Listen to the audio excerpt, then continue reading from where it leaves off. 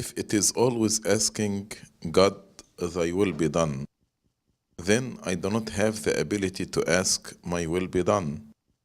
In other words, can't I ask for what I want? What is the point of ask and you will be given? Of course, there is a big difference between sharing with God what you want, but at the end, you are willing to accept the will of God if it is different than your own will, and you insist on your own will to be done, and you are rejecting the will of God to be done in your life. If this is a situation, you are insisting on your own will to be done, and you are rejecting the will of God to be done, God actually will allow this to happen to you, as he did with the Israelites when they insisted on having a king, King Saul, instead of God be their king and be their judge.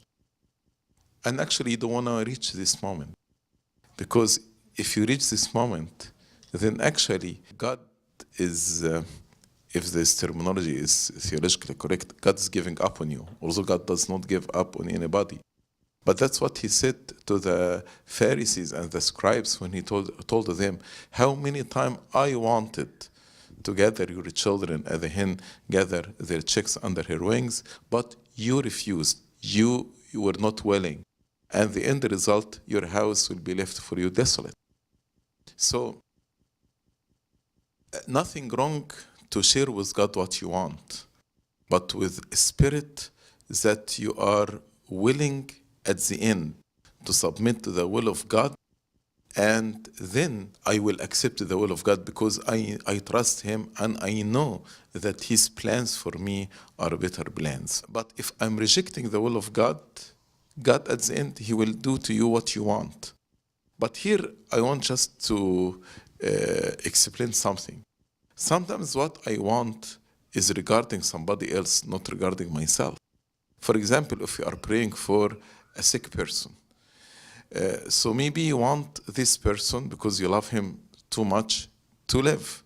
But maybe this person want to depart and go to heaven. As St. Paul said, I have desire to go to heaven. This is much better. So let me take the scenario of St. Paul. St. Paul was actually his desire to depart to go to heaven, but people are praying that he will be released and he will not be killed.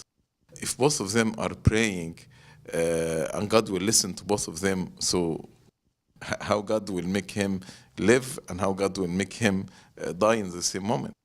So here actually, if it is for you, only for you, God will do it for you. If you insist on it and you are totally rejecting his will. But this is a very, very bad situation, because this means God gave up on you. God doesn't, in his foreknowledge, doesn't see any hope in you. The fact that God until now is doing something you don't desire or you don't want means God still actually sees hope in you.